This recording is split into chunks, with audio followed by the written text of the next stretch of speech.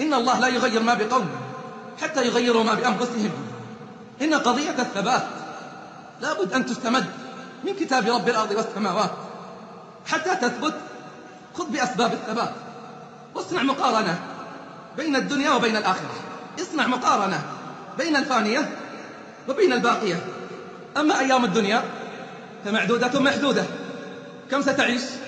عش ما بدالك، عش ما بدالك 1000 بل 2000، ثم المصير إلى النهاية والموت والزوال. وأيام الآخرة لا تنتهي ولا تنقضي. إن لكم أن تحيوا فلا تموتوا أبدا. في الدنيا مرض ووهن ومصاعب وآلام، أما هناك إن لكم أن تصحوا فلا تمرضوا أبدا. هنا من طفولة إلى شبيبة إلى كهولة إلى شيخوخة ثم إلى النهاية والمصير. هناك إن لكم أن تشبوا فلا تهرموا أبدا. لا تنقضي أيامها ولا يمرض أهلها ولا يبلى شبابهم. تبدل هذه بتلك. يا عجبا، يا عجبا للناس لو فكروا حاسبوا أنفسهم أبصروا وعبروا الدنيا إلى غيرها. إنما الدنيا لهم معبر.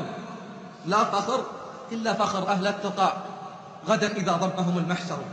لا يعلمن الناس أن التقى والبر كان خير ما يدخر. حتى نثبت لابد أن نعرف ما الأجر المترتب على الثبات، ما الأجر المترتب على الثبات. وجزاهم بما صبروا جنة وحريرا متكئين فيها على الأرائك لا يرون فيها شمسا ولا زمهريرا.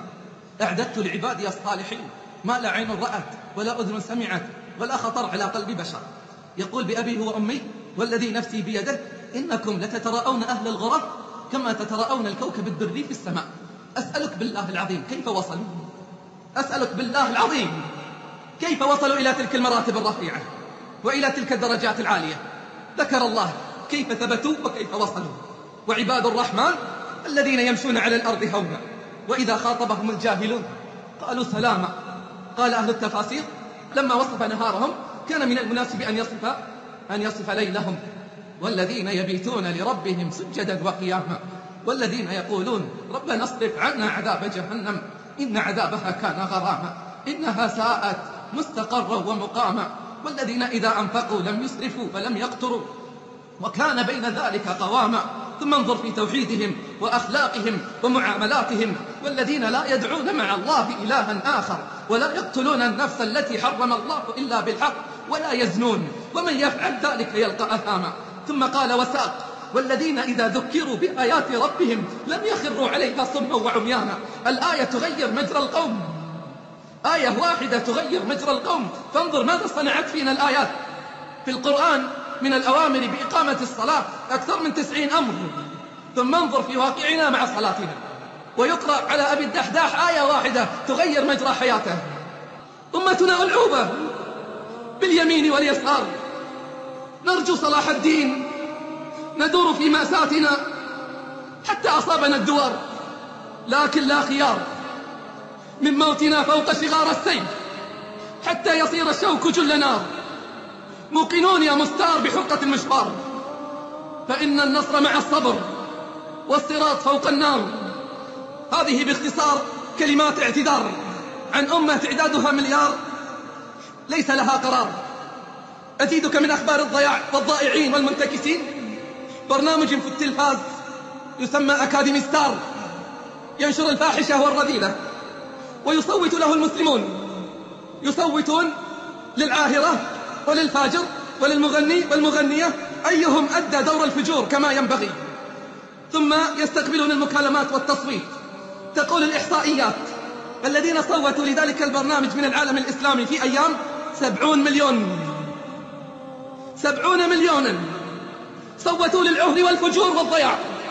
ويوم أن نادت الأمم المتحدة يوم أن نادت للتصويت لرد الحرب عن الضعفاء في أفغانستان لم يصوت من المسلمين إلا 3 مليون.